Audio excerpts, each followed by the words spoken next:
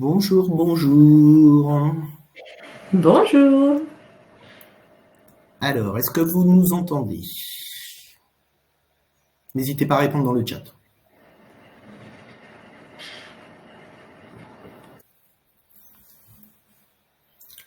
Bonjour Carole. Est-ce que vous nous entendez? Est-ce que vous voyez notre écran et est-ce que tout va bien?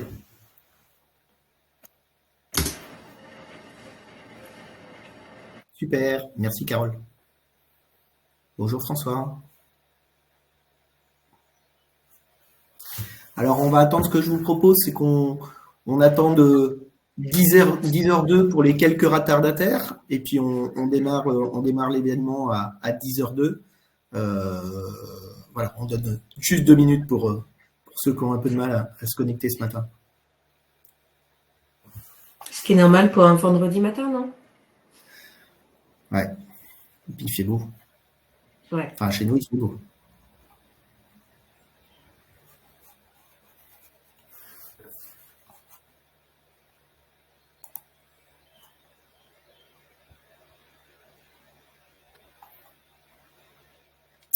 Bonjour, bonjour à ceux qui se connectent. Bonjour Hélène. Bonjour Gwenaëlle. Bonjour Anna. Bonjour Laure. Bonjour Sandrine.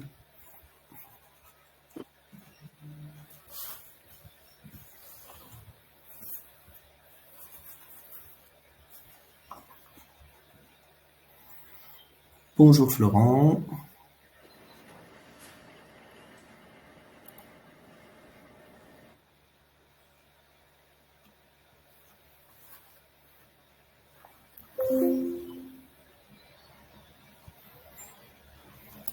Bonjour Hélène.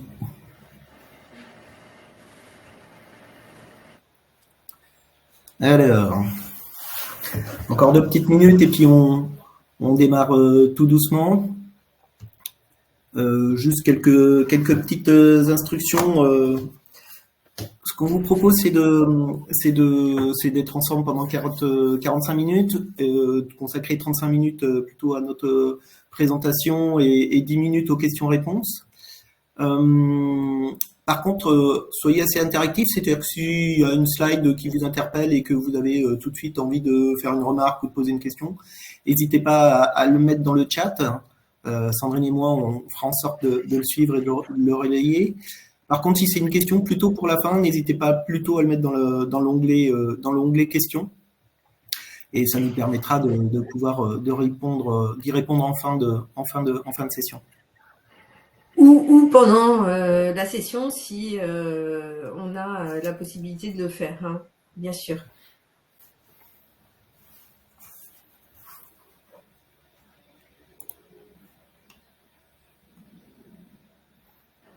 Bonjour Patrick.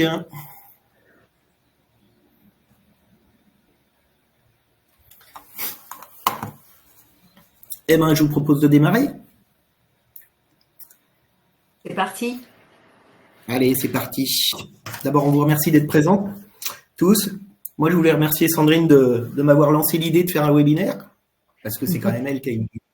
Je trouvais ça bien. Bon, c'est une vieille histoire avec Sandrine, hein, puisqu'on se connaît depuis 20 ans. Elle était directrice de production chez l'outsourceur dans lequel nous travaillions tous les deux. Moi, j'étais plutôt au développement commercial et à l'accompagnement client.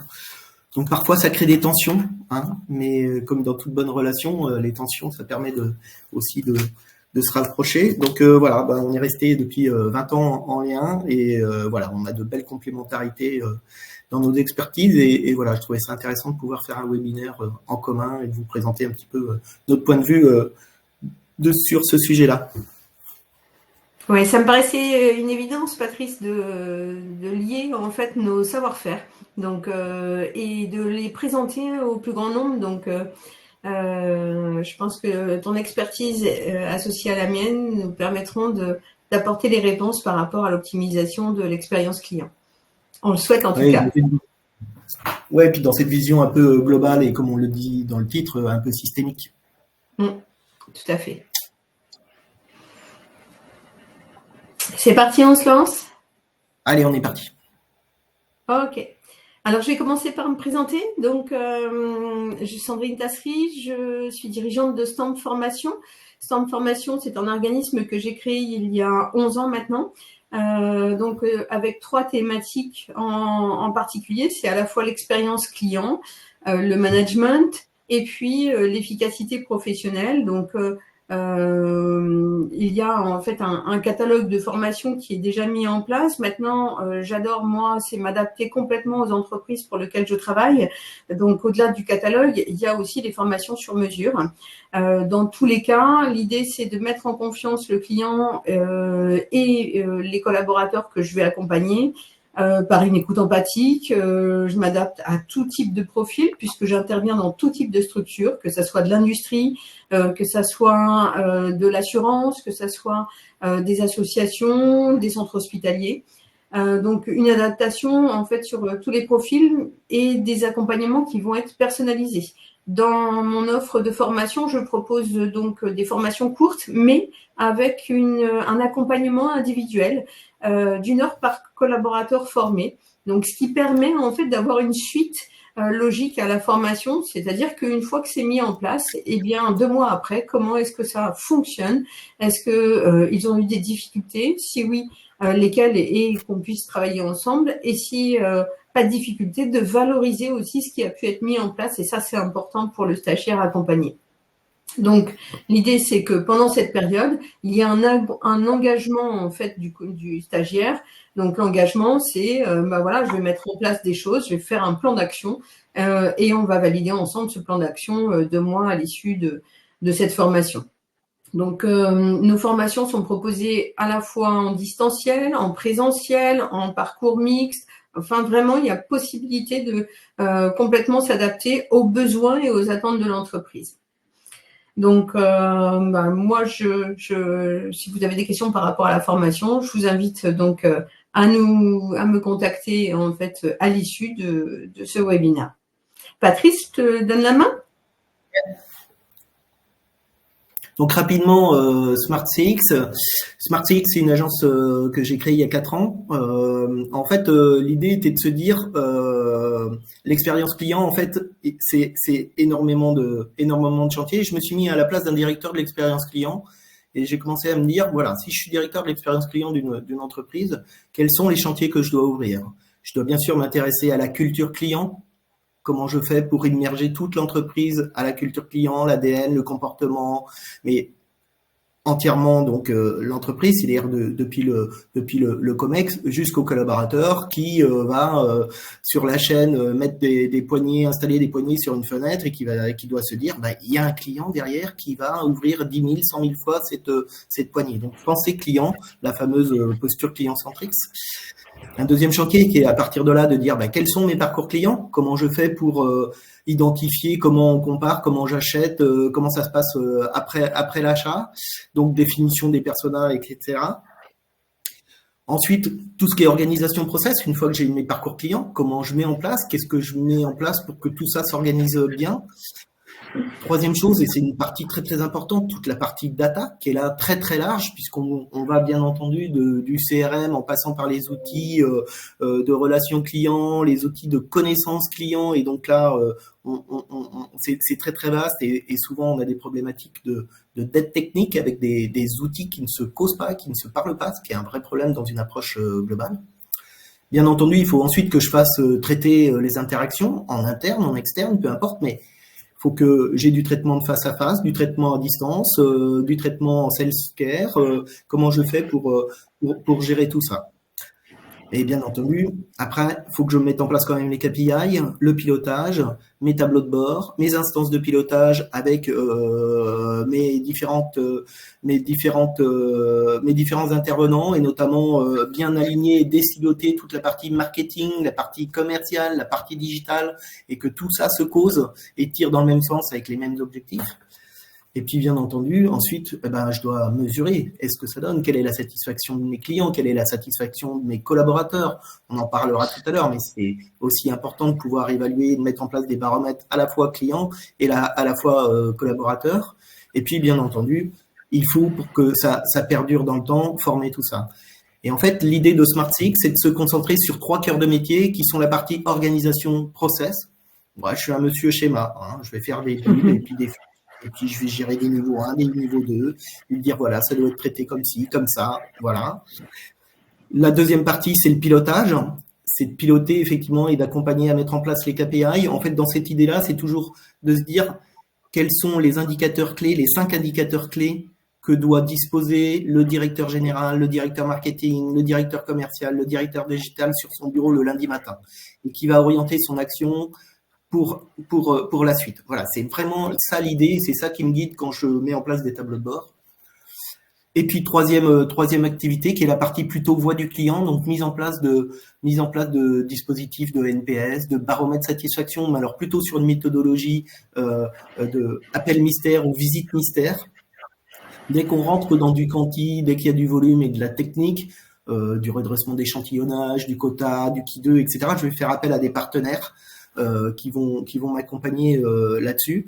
Et puis la partie formation, très clairement aujourd'hui j'ai Sandrine et j'ai aussi quelques autres partenaires qui peuvent m'accompagner en fonction de leur spécificité. Soit c'est de l'approche ANC, approche neurocognitive, soit c'est des gens qui sont formés sur un secteur d'activité très particulier puisque j'ai une spécialisation plutôt sur l'équipement de la maison en distribution B2B2C. Donc, je vais avoir des gens qui forment des équipes commerciales à vendre des fenêtres, des portes, des piscines, etc. Voilà, l'idée, c'est vraiment d'être dans un écosystème et de se concentrer uniquement sur ces 3 cœurs de métier et de s'entourer de partenaires qui vont pouvoir intervenir sur les autres briques de l'expérience client. Et tout ça pour garder aussi une cohérence. L'idée, en fait, c'est pas de consultant, c'est d'être un directeur de l'expérience client externalisé pour les sociétés que j'accompagne. Voilà pour moi. Parfait, merci. Alors, on va lancer le sujet dès maintenant sur la notion d'expérience client. Alors, oui, revenir sur une définition, c'est quoi l'expérience client? Donc, c'est le résultat de l'ensemble des interactions qu'un client peut avoir avec la marque, bien entendu, ou l'entreprise, et ça, c'est quelque chose d'important. Mais c'est surtout et avant tout pour nous, et c'est pour ça qu'on intervient ensemble avec Sandrine, c'est l'ensemble des émotions et des sentiments ressentis par un client avant, pendant et après l'achat d'un produit ou service. C'est ça l'expérience client. En fait, moi j'ai un mantra qui est de dire, on se souvient pas toujours, pardon, les mots me manquent, qui est le mantra que j'ai repris de Maya Angelou, qui est de dire en fait on se souvient pas de ce qu'on dit, on se souvient pas de ce qu'on fait, mais par contre on se souvient toujours de ce qu'on a fait ressentir. Et d'ailleurs, on voit très bien que nos plus mauvaises expériences clients, c'est celles qui nous remuent le plus. On est souvent plus remué par une mauvaise expérience parce que ça nous marque en termes d'émotion. Donc voilà, donc ça c'est vraiment revenir sur cette définition-là. C'est vrai que c'est les interactions, c'est la partie très, on va dire, pragmatique et opérationnelle, celle sur laquelle moi je me préoccupe le plus, et puis la partie émotionnelle qui est portée par l'humain, sur laquelle Sandrine travaille plus particulièrement. Et d'ailleurs, on va pouvoir en discuter avec un exemple concret tout à l'heure. Mais avant, je te propose de reprendre quelques chiffres sur les notions d'expérience client. Donc, il y a 88% des clients aujourd'hui qui affirment que l'expérience qu'une entreprise offre est aussi importante que ses produits ou ses services. Donc 88%, ça veut dire que, attention, on est bien quasiment au même niveau, voire même plus que le produit en lui-même. C'est l'expérience qui va compter avant tout. Donc, c'est vraiment un sujet sur lequel il faut s'attacher aujourd'hui. Deuxième point, c'est 93% des clients qui sont susceptibles d'effectuer des achats répétés auprès d'une entreprise offrant un excellent service client. En fait, c'est devenu dans les normes et on voit maintenant aujourd'hui que dans les entreprises, on a des directeurs de l'expérience client qui sont montés au CODIR. Les entreprises deviennent de plus en plus matures. Moi, j'ai passé 3 jours sur le salon All for Customer, je ne me rappelle plus du nom puisque c'était stratégie client encore l'année dernière, où clairement on voit dans les allées des gens qui sont beaucoup plus matures par rapport à tout ça. Il y a une vraie prise de conscience que c'est devenu important et que les clients sont prêts à payer un peu plus cher si le service client est là et s'ils vivent un bon moment. C'est clair. Et d'ailleurs, tu vois, 48% des clients ont changé de marque au cours de l'année écoulée, uniquement pour bénéficier d'un meilleur service client. Donc aujourd'hui, en termes de rapport qualité-prix, on est sur la notion de oui, il y a un prix, il y a un produit, mais si j'ai pas l'expérience à côté, eh bien moi je vais voir ce qui se passe ailleurs. Et effectivement, comme je le disais, il y a une vraie maturité dans les entreprises. Les dirigeants en ont pris conscience. Et bon, je vais vous resservir, hein, tout le monde le sait, mais ça coûte quand même beaucoup moins cher de fidéliser que d'acquérir de nouveaux clients. Donc, fidélisons les clients, fidélisons les paniers clients, et surtout dans un contexte aujourd'hui économique et incertain. C'est clair que la fidélisation est devenue quelque chose de primordial dans les entreprises. C'est clair. Et d'ailleurs, le cas client qu'on va étudier va nous permettre de nous rendre compte que ça peut jouer à pas grand-chose. Je vous propose justement donc de voir ce cas client. En fait, c'est le cas d'une cliente qui a un cas réel client, d'une cliente qui a fait appel à un courtier d'assurance, à un courtier bancaire, pardon, pour l'achat de sa maison. Donc, imaginez bien, la cliente est plutôt en joie de trouver un bien qui lui correspond. Et sa première démarche, donc, de faire appel à un courtier, c'était pour justement éviter d'avoir des relations un peu conflictuelles ou difficiles, ou voilà, que ce soit laborieux. Donc, on fait appel à un courtier. Le courtier trouve une banque, super, la cliente est en joie, elle est plutôt contente. Donc, au niveau des émotions, on est sur des émotions positives, c'est génial.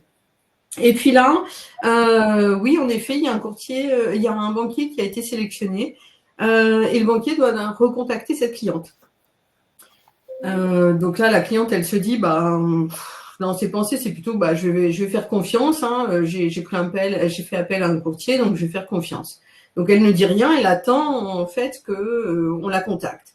Sauf que le banquier la contacte pas tout de suite.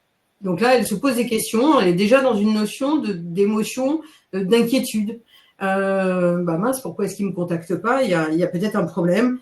Bon, j'espère que tout va bien se passer, hein, c'est ça l'idée. Bref, validation de la proposition de prêt. Donc là, elle a son crédit, elle est contente, elle dit merci, super, elle est rassurée, ça va bien se passer, j'ai une banque, en tout cas, on me dit qu'il y a une offre de prêt qui est validée, c'est super, je suis rassurée. D'un autre côté, elle attend parce que l'offre de prêt est signée, mais il n'y a pas d'autre interaction avec le banquier, rien, pas de nouvelles. Elle envoie des SMS, elle envoie des mails, elle l'appelle, pas de nouvelles, injoignable, pas de retour du tout du conseiller. Donc là, qu'est-ce qui se passe, hein? J'ai pas de nouvelles, ça c'est ce qu'elle pense. Elle envoie un message en disant vous pouvez me recontacter, mais derrière il y a une grosse inquiétude, il y a de l'angoisse, voire même de la colère, parce qu'elle se dit mais voilà, mon dossier n'avance pas, qu'est-ce qui se passe? Et tout ça, le banquier n'est pas au courant de ses émotions. Lui, ce qu'il voit, c'est uniquement ce qui est dit. Donc c'est la colonne du milieu, c'est ce que la cliente lui dit. Le banquier va ensuite envoyer un message à la courtière pour indiquer que, en effet, le dossier est en cours. Donc là, forcément, la pensée de la cliente, c'est qu'il aurait pu me mettre en copie, mais elle ne dit rien. Le banquier ne sait pas ça, qu'elle est un peu vexée, voire même frustrée, et même elle ne se sent pas considérée en tant que cliente. Ça, c'est important aussi d'en tenir compte. Tout ça, ce sont ses émotions sur la droite. Ensuite, elle va essayer de recontacter parce que pas de message. Elle avait juste eu un appel du courtier qui lui dit oui, c'est en cours, mais rien, il se passe rien. Sauf qu'elle voit le délai auprès du notaire arriver et elle se demande là, elle commence à avoir beaucoup d'inquiétudes. On va être en retard, c'est pas possible. Est-ce qu'on va pouvoir signer? Est-ce que je vais l'avoir cette maison? C'est-à-dire qu'il y a tout ça dans sa tête. Et ça, le banquier, qu'est-ce qu'il entend lui? S'il vous plaît, pouvez-vous me rappeler? Vous voyez, c'est des messages qui sont envoyés par mail, par SMS.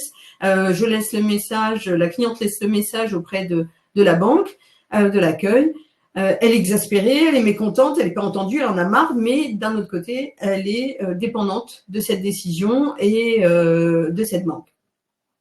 En fait, à la finale, elle arrive quand même à avoir ce banquier à dernière limite. Hein. Vraiment, c'est le dernier jour où elle devait rendre le document auprès du notaire qu'elle a le contact avec la banque.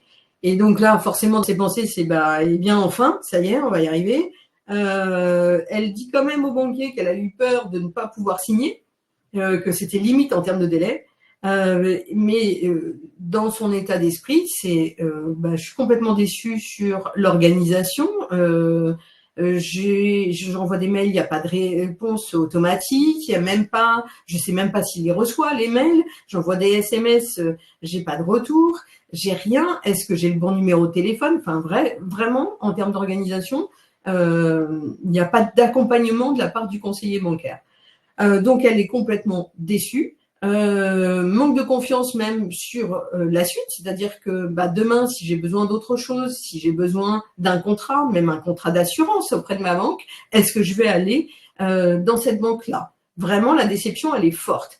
C'est-à-dire qu'en termes de fidélisation client, là, rien qu'en acquisition, de l'acquisition sur ce contrat bancaire, le conseiller a eu tout faux, la banque a eu tout faux, parce que ce n'est pas que le conseiller, c'est la banque aussi, c'est dans l'organisation, et c'est ça qu'on veut mettre en avant aujourd'hui, c'est que l'expérience client, c'est vraiment le démarrage de la relation et ça continue tout au long du parcours du contrat avec le client. Là, le démarrage de la relation a été chaotique. Et pour rattraper ça, c'est compliqué. Même si on a eu un deuxième entretien, enfin un deuxième contact qui a été plutôt bien et où la cliente a dit merci, super, elle a été rassurée, c'est pas suffisant.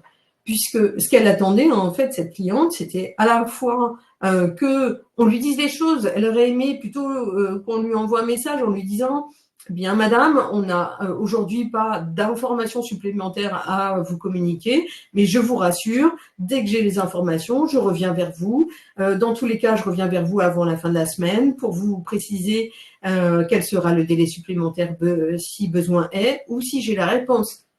Elle a besoin de ça, elle a besoin de considération. Si on lui envoie un message, elle a besoin d'être rappelée. Rappelée, ou bien qu'on réponde au message, même de manière automatique. C'est-à-dire qu'on prenne conscience que un message entrant, c'est un message sortant également. Il faut que le conseiller prenne en compte toutes les émotions qu'on a listées sur le tableau précédent, parce que s'il n'a pas conscience de ces émotions, pour lui, il a juste le retour, si je reviens sur la page précédente, il a juste le retour de soit il dit rien, soit pouvez-vous me recontacter, pouvez-vous me rappeler. Et à la finale, on a eu peur de pas signer, c'était limite. Il y a juste ça qui est énoncé par le client. Mais forcément, derrière ce message-là, il y a un certain nombre de pensées et d'émotions qu'il est important de prendre en compte. Elle a besoin de confiance, elle a besoin de proximité, elle a besoin de fiabilité aussi de la part de cette banque. Et là, malheureusement, en termes de fidélisation, ils ont loupé le coche.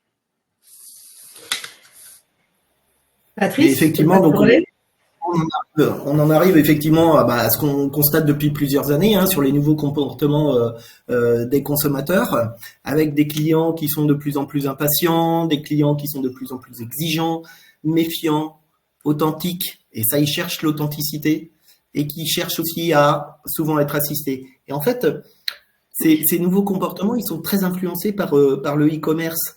Parce qu'en fait, on est maintenant habitué à commander, pour citer quelques marques, mais des gens comme Amazon, etc. On suit la livraison, on sait exactement où est notre colis, quand est-ce qu'il va être livré, à quelle heure, quand est-ce qu'il a été déposé dans la boîte aux lettres, etc.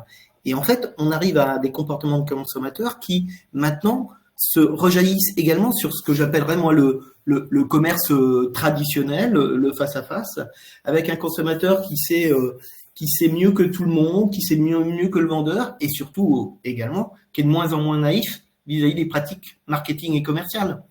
Et pour ça qu'il demande de l'authenticité. Et pour le coup, être accompagné à des moments clés de son parcours. D'où la nécessité de bien mapper le parcours client en amont. Tout à fait. Si on passe effectivement à la suite, ça veut dire que tout ça, il faut l'orchestrer et l'organiser. Ça veut dire que si on a un client impatient, il faut de la réactivité. et pour mettre en place de la réactivité, il faut qu'on arrive au maximum à pouvoir être sur des process qui couvrent une plage horaire de plus en plus large, et ensuite mettre en place des process et des outils CRM qui nous permettent de remonter des informations très très rapidement pour pouvoir avoir cette réactivité, et des outils qui nous permettent d'avoir cette réactivité. Sur le point exigeant, en fait, il faut effectivement avoir des réponses hyper fiables. Et là, on va plutôt passer désormais sur une ère de knowledge management. C'est pouvoir mettre en place des bases de connaissances et à disposition des agents, et quand je parle agents, c'est à distance ou en face à face, de quoi avoir de l'information sûre et fiable. Et là, l'intelligence artificielle, on y reviendra tout à l'heure, mais va apporter beaucoup d'assistance et d'aide sur cette partie-là. Il est méfiant. Donc, ça veut dire qu'il faut travailler sur les notions de respect aussi. Et les notions de respect, c'est aussi, et les gens sont de plus en plus informés là-dessus, c'est se soucier de la protection des données, et avec notamment toute la partie RGPD. Un consommateur n'hésite plus aujourd'hui à réclamer de faire effacer ces données, de savoir d'où est-ce qu'on a reçu, d'où est-ce qu'on a récupéré ces données. Et on sait que la CNIL est très vigilante là-dessus. Elle a encore fait des exemples il n'y a pas très très longtemps, et plutôt des exemples emblématiques où elle a mis une amende mais assez importante, je crois que c'est dans plusieurs millions d'euros, sur un outsourceur de Canal+, qui faisait de l'appel sortant sans avoir pu justifier des opt-in pour pouvoir faire cette démarche commerciale. Donc voilà, donc les consommateurs sont très très vigilants là-dessus. Il faut de l'authentique, donc il faut essayer de réduire au maximum de la distance et mettre de la proximité. Et la proximité, moi, ça passe par une notion très importante pour moi, qui est de mettre de ce que j'appelle la chaleur ajoutée dans la relation. Et enfin, pouvoir faire de l'assistance, alors qui est très proche de la proximité et de l'authenticité. Mais pour pouvoir bien assister, il faut être bien organisé. Et ça veut dire qu'il faut avoir une bonne combinaison des différents canaux tech, et une cohérence et une coordination avec la partie humaine. Ce qui nous amène aussi à constater un point important, c'est qu'en fait, on a un climat de la relation client. Si tu peux passer la place, Sandrine, ouais, qui se modifie. La marque nous a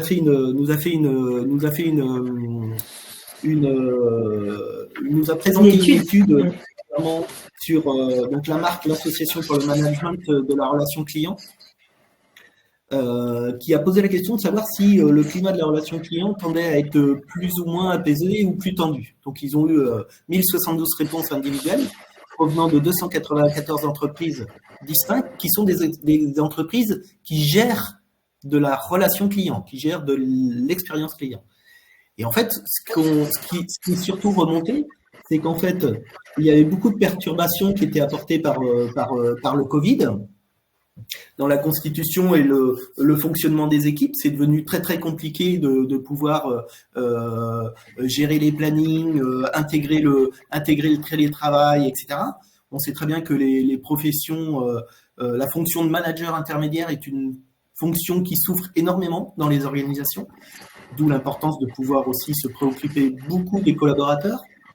Il y a aussi cette mise à distance des clients, c'est-à-dire effectivement de mettre de la technologie, du chatbot, de l'intelligence artificielle, du self-care, ce qui fait que les distances on a moins de proximité, et pour le coup, on a moins de chaleur ajoutée. Ça fait que les gens, quand ils arrivent à joindre enfin un humain sur les centres de relations clients, ils sont un peu plus énervés. Il y a également le changement des normes d'évaluation, c'est-à-dire que autant c'est très très symptomatique dans les collectivités, autant on avait un usager, et maintenant on demande, enfin depuis quelques années, on demande aux collectivités de plus avoir une approche usager, mais d'avoir une approche client, puisqu'en fait aujourd'hui le consommateur, il est dans une logique non plus d'attente, mais dans une logique de j'ai droit. Et donc ça tend aussi énormément le climat de la relation.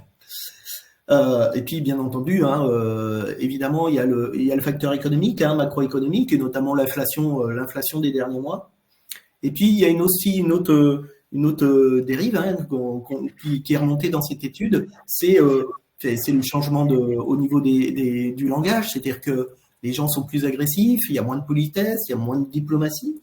Et en fait, ce qui ressort le plus de tout ça, et ce qui est le plus difficile et qui génère un mal-être auprès des collaborateurs en entreprise, c'est l'impatience. En fait, le consommateur ne veut plus attendre. Il est devenu impatient et de toutes les notions qu'on a pu voir précédemment sur le comportement du consommateur, c'est vraiment ça qui est difficile à gérer. Donc, il faut en tenir compte dans la mise en place de son expérience client globale et de se dire, voilà, comment je fais pour faire en sorte que je gère mieux les interactions et que je réponds en temps et en heure. Et ça, moi, c'est vraiment quelque chose que je défends énormément, c'est de dire, peu importe le nombre de canaux que tu mets en place, tu peux mettre en place du téléphone, du chat, du chatbot, peu importe le nombre de canaux que tu mets en place. Ce qui compte, c'est de traiter les demandes sur le canal en temps et en heure. Pourquoi? Parce que la démultiplication des canaux fait que si à un moment donné, tu ne réponds pas en temps et en heure sur un canal, le consommateur, il va utiliser un autre canal pour exactement la même demande. Et donc ça, c'est là où on va avoir des effets d'engorgement. Et donc, il faut donc bien dimensionner ces équipes, s'occuper de la planification et se préoccuper des outils qu'on met en place et de voir aussi quelles sont les interactions qu'on peut gérer en self-care sans mettre à mal cette relation client et cette distance. Moi, j'ai aucun problème pour aller consulter les horaires d'ouverture d'une agence en self-care et regarder sur le site internet à quelle heure c'est ouvert. Par contre, si j'ai un problème de SAV, j'ai pas envie d'attendre 3 jours avant qu'on me réponde. Si j'attends 3 jours, eh ben, je vais utiliser tous les canaux qui sont à la disposition pour interpeller la marque. Donc voilà, l'impatience. Pardon, Patrice, comme l'a fait notre cliente sur son prêt bancaire, elle a sollicité le conseiller à la fois par SMS, par mail, à l'agence. Ce qu'elle nous disait aussi, c'est qu'elle y est allée, carrément, elle est allée à l'agence faire le pied de grue à l'accueil. Ça, c'est pas normal. Je veux dire que si on est sur autant d'outils, en tout cas utilisés par le client pour réussir à joindre un collaborateur, c'est juste pas normal. Et une réelle problématique. Je continue ? Vas-y Sandrine, je te laisse là. Alors, les solutions qu'on vous préconise par rapport à ça, alors déjà, dans un premier temps, il faut former les collaborateurs et les managers à détecter les émotions. Ça, c'est important. C'est vraiment qu'ils prennent en considération que le client, c'est pas uniquement ce qu'il dit. Aujourd'hui, on a été trop dans cette dynamique-là. C'est voilà, j'ai ce commentaire d'un client, voilà ce que je vais lui répondre. Voilà. Aujourd'hui, il faut prendre en considération si mon client a fait ce commentaire-là, c'est qu'il y avait une bonne raison. Quelles pouvaient être ces raisons-là. Et donc, quand j'accompagne le collaborateur sur la formation, eh bien, ça va permettre, en fait, de peut-être relativiser par rapport au message qui a été transmis. Bien entendu, un message par mail ou par chat qui ne dit pas bonjour, où il y a du grain, c'est toujours désagréable pour le collaborateur. Eh bien, il faut essayer de décrypter ce qui se passe derrière. Donc, il va falloir, dans un premier temps, accompagner les collaborateurs, mais aussi les managers. Les managers, c'est aussi important qu'ils prennent en considération, on est aussi sur l'expérience collaborateur, donc que les managers prennent en considération l'expérience que vivent leurs collaborateurs. On pourrait revenir aussi sur un autre sujet, mais qui fera peut-être l'objet d'un autre webinaire, c'est la notion aussi d'expérience managériale, et ça, faut pas l'oublier, notamment sur les managers de proximité, comme tu le disais tout à l'heure. Donc, ce qu'il va falloir aussi, c'est mettre en place des process et les faire respecter. Quand il y a des process, c'est qu'il y a une utilité. Alors, s'ils ne sont pas respectés, c'est peut-être qu'il y a une problématique sur le sens de ce process. Donc, il faut revoir avec les équipes aussi ce qui se passe de manière à ce que ça soit plus cohérent. Je trouve ça, je t'interromps juste 2 secondes, effectivement, sur les process. Moi, en tant que consommateur, il n'y a rien de pire que d'entendre dire « Ah oui, mais monsieur, c'est la procédure ». Et en fait, il faut laisser la parole aux collaborateurs qui sont sur le terrain pour remonter les problématiques qui sont liées à cette procédure, parce que c'est jamais mieux que les collaborateurs qui sont confrontés au terrain. Donc, donner la possibilité et donc de faire du travail collaboratif pour donner aux personnes qui sont sur le terrain de pouvoir améliorer ces fameux process et pas être très fermé sur ça, sous prétexte que cette procédure ou ce process, il est préférable pour mieux servir votre organisation derrière à vous et pas se mettre dans les pieds ou dans les chaussures du consommateur qui, pour lui, c'est une vraie problématique. En effet, il y a aussi se faire accompagner par l'IA, mais Patrice nous en parlera juste après. Et puis, bien sûr, anticiper au maximum les actions à mener et bien entendu réagir aux réclamations, ne pas les laisser. Comme tu disais tout à l'heure, je suis en SAV, donc je suis en réclamation. Ça met 3 jours en fait à me répondre. C'est juste pas normal. Quand je suis en réclamation, il faut trouver aussi le moyen de mettre en place des process qui sont cohérents pour répondre aux demandes de notre client. Je te passe la main sur l'IA. On va aller assez vite parce qu'effectivement le temps tourne et on est assez bavard, enfin surtout moi. Juste sur l'IA, mais alors, bon, je vais pas tomber dans la tarte à la crème. Hein, juste pour vous dire quelle différence il y a entre, parce que tout le monde ne sait pas, mais on va aller assez vite. Mais la différence entre l'IA et l'IA générative, l'IA elle sert surtout à automatiser les tâches, hein, voilà, et à générer des données pour prendre des décisions plus éclairées. L'IA générative, elle crée des contenus totalement nouveaux et qui imitent ce qu'elle a observé. Donc, elle crée des contenus. Et pour le coup, nos métiers de la relation client, ils sont hyper percutés. Et notamment, il y a des métiers qui sont hyper percutés par l'intelligence artificielle. Moi, je pense à toute la partie notamment juridique. Il y a des plateformes où aujourd'hui, vous avez des juristes sur des plateaux. Très clairement, il y a une grande partie du code civil qui peut être absorbée par l'intelligence artificielle et qui peut être très naturellement, en langage naturel, IA, etc. Vous pouvez consulter en tant que client. Vous êtes adhérent à la Maïf et vous avez un contrat de protection juridique. Vous voulez savoir si vous pouvez couper les branches de l'arbre du voisin qui dépasse chez vous. Vous n'avez pas besoin d'avoir un humain pour ça. Aujourd'hui, l'intelligence artificielle le fait très très bien. Par contre, ça va permettre effectivement, ça impacte certains métiers, mais ça va surtout aussi permettre d'améliorer la productivité et d'améliorer la pertinence des réponses. Et là, on arrive sur une notion de conseiller augmenté, c'est-à-dire que aujourd'hui, avec les capacités de l'IA sur la reconnaissance vocale, le speech to text, il va pouvoir enregistrer les conversations, repérer des mots, aller piquer dans les bases de connaissances, des suggestions de réponses et de pouvoir apporter à l'agent des suggestions de réponses sans que lui, il ait besoin de se stresser, savoir où il va trouver la réponse dans sa base de connaissances. Ça lui permet de se consacrer beaucoup plus à la prise en charge de son correspondant, la prise en charge de l'émotion, prise en charge de la forme plutôt que du fond, parce que le fond, l'intelligence artificielle va venir l'aider et compenser. Oui, tout à fait. Et donc ça, c'est un élément sur lequel on reviendra peut-être dans un autre webinaire, hein, Patrice, mais c'était important de vous spécifier aussi que l'IA aujourd'hui peut être facilitant justement pour la notion de l'expérience client et pour que les collaborateurs se repositionnent sur les notions d'émotion. Alors, ce qui va être important, c'est de mobiliser pas uniquement les acteurs qui sont en lien avec le client en direct, mais tous les acteurs de l'entreprise. Et ça, c'est vraiment important. C'est le service client, certes, mais c'est aussi la production, le DSI, les RH, la compta. C'est vraiment tous les acteurs de l'entreprise qui doivent être aujourd'hui pris en compte. Donc, à la fois, vous pouvez les mobiliser par des séminaires sur la culture client, vous pouvez les mobiliser sur des ateliers sur l'expérience client, sur des duo days, hein, ça peut être ça aussi. Et puis, bien entendu, il y a aussi la formation, les formations sur l'expérience client à tous les niveaux, vraiment que chacun.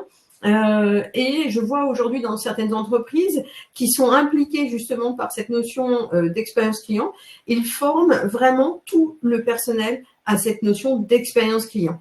Et il n'y a pas de secret. Quand je suis sur une chaîne de production, je dois aussi me dire que le produit que je suis en train de fabriquer, il va servir à un client derrière. Donc, et il va y avoir des retours derrière. Donc, il est important d'impliquer chacun dans l'entreprise.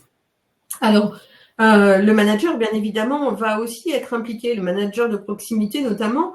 Et donc, il va falloir valider qu'il a aussi les soft skills qui sont adéquates pour pouvoir accompagner son équipe. Il va falloir aussi lui donner les moyens de s'adapter toujours à cette notion d'hybridation qui est toujours présente, hein, même si elle est moindre. Elle est toujours là parce que c'est rentré dans les mœurs quand même pour une partie de collaborateurs. Il va falloir aussi prendre en compte les différences générationnelles parce qu'il y a pour certains collaborateurs des facilités et puis pour d'autres, c'est pas quelque chose qui va être spontané. Donc, il va falloir que les managers soient aussi impliqués par rapport à ça. Qu'ils puissent donc cultiver cette intelligence managériale et qu'ils puissent mettre aussi en place une sécurité psychologique. Alors la sécurité psychologique, c'est mettre les moyens en œuvre pour que les collaborateurs se sentent en confiance pour dire les choses aussi. C'est-à-dire que dans un recrutement, par exemple, de préciser tout de suite à votre collaborateur que oui, vous avez aussi les moyens de dire les choses dans la mesure où il y a du respect et de la bienveillance. On est tout à fait en confiance dans notre structure pour nous dire ce qui va et ce qui ne va pas et ce que vous auriez aimé voir développer ou non. Donc, cette liberté d'expression, elle va être importante pour les nouvelles générations. Alors très rapidement, donc pour finir sur l'organisation et les outils, donc la nécessité de disposer d'une vision globale hein, et des schémas organisationnels et des process de l'organisation dans laquelle on travaille pour appréhender en fait la totalité des flux et des interactions. On va rapidement passer à la slide suivante juste pour montrer effectivement cette complexité et de pouvoir avoir une appréhension globale. Alors cette slide n'a pas pour vocation d'être exhaustive, mais de se dire voilà, quand on est une marque, en fait, vas-y, tu peux dérouler Sandrine. On va avoir du B2B, on va avoir du B2C, on va avoir du B2B2C. Il faut qu'on s'occupe de la com, du marketing digital, du SI. Et là, il va falloir définir une stratégie commerciale. Est-ce qu'on a affaire à du particulier? Est-ce qu'on a du client professionnel? Comment est-ce qu'on fait le déploiement sur le territoire? Est-ce qu'on passe par un réseau de distribution avec des franchisés, des concessionnaires, des revendeurs? Comment j'organise ma force commerciale? Des commerciaux? Est-ce que j'ai des commerciaux sédentaires? Comment je fais mon animateur réseau? Toute ma stratégie de lead management, où est-ce que je vais trouver mes leads, comment je fais pour les qualifier, j'en mets en déchet, est-ce que j'en mets en nurturing, c'est-à-dire sous couveuse pour que ça fonctionne, quels outils je mets en place pour que ça distribue au niveau de l'extranet, j'ai ma stratégie de communication avec une agence de com, éventuellement voire une agence digitale, quels sont les outils d'inbound marketing que je vais mettre en place, j'ai mon site internet, il faut aussi que je communique de manière cohérente avec tout ça.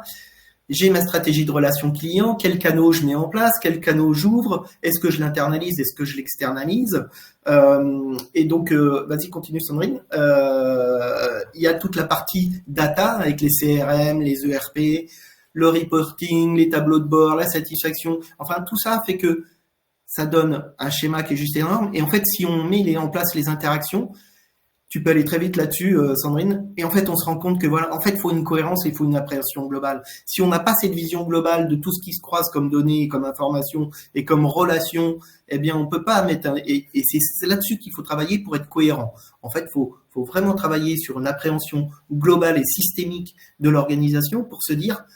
Voilà, attention, il faut qu'on soit cohérent et que le discours il soit le même sur tous les canaux et sur toutes les interactions qu'on peut avoir entre collaborateurs, avec le réseau de distribution, etc. Ce qui veut dire que derrière aussi également il faut penser donc à la partie mesure, hein, bien évidemment. Donc tout le pilotage et la mesure, donc parce que ce qui ne se mesure pas ne progresse pas. Adage bien connu dans les métiers des études.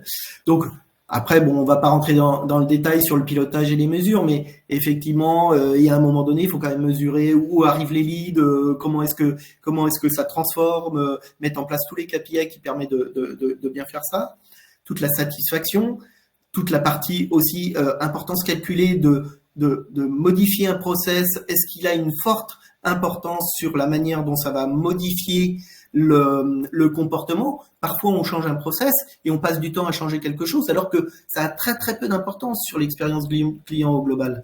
Donc, important de regarder tout ça. Et bien sûr, le NPS. Alors ça pourra donner lieu à un vrai webinaire, le NPS, parce que moi, c'est un combat que j'ai de tous les jours.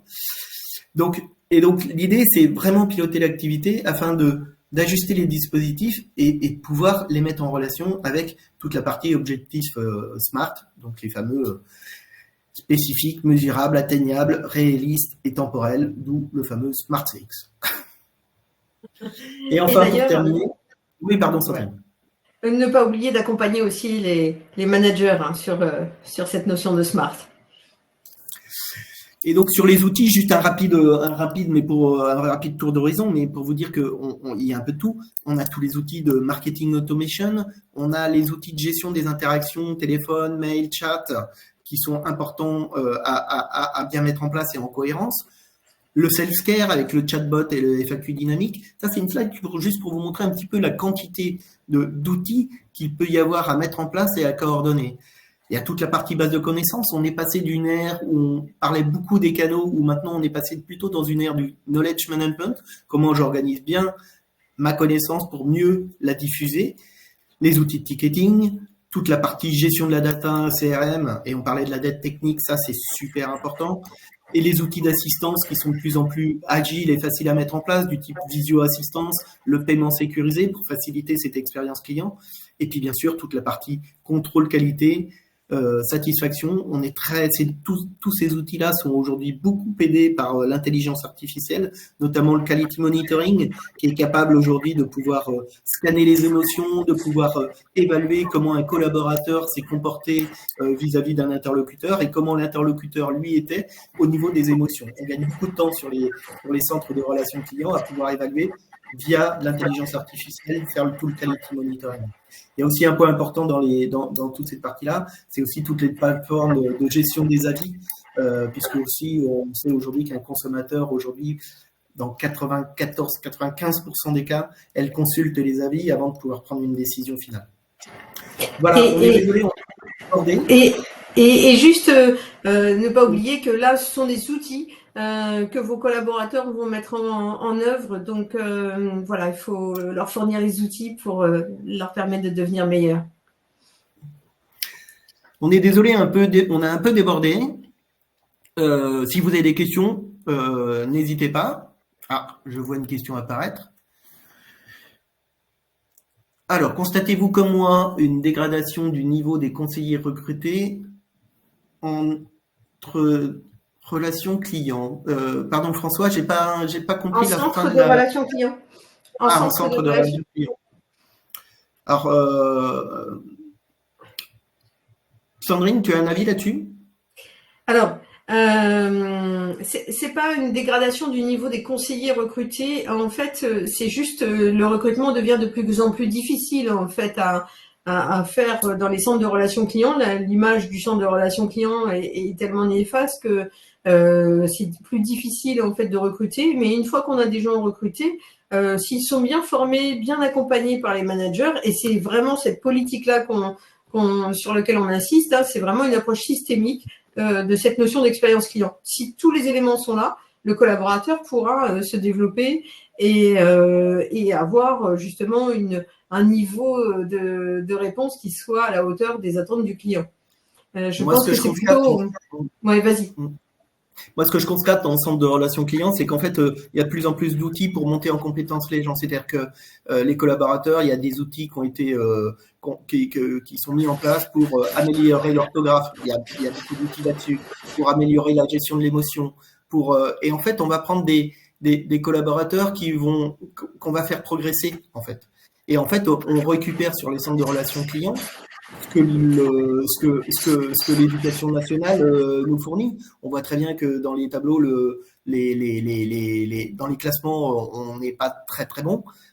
Et donc on récupère ces personnes-là, bien évidemment. Mais par contre, la société et les centres de relations clients, en tout premier lieu, viennent compenser et viennent refaire de la formation que je dirais quasiment initiale pour former ses collaborateurs. La vraie problématique, en fait, c'est d'investir sur ses collaborateurs et en fait, c'est le turnover derrière. Voilà, c'est de former, pouvoir le conserver. Voilà, écoutez, on a fait le tour pour notre part. S'il n'y a pas d'autres questions ou d'autres remarques, merci beaucoup de nous avoir accompagnés. On vous souhaite un bon vendredi, un bon week-end. Écoutez, merci à vous d'avoir participé de votre côté. Alors, on a eu une question, mais si vous en avez d'autres, on est à votre disposition pour justement répondre à toutes vos questions. Vous retrouverez nos coordonnées donc à la fois sur ce slide, mais aussi vous nous trouverez facilement sur LinkedIn, sur Internet, sur Google, où vous voulez. Mais on se fera un plaisir de vous répondre et de vous accompagner. Merci beaucoup. À bientôt. Merci à vous. À bientôt.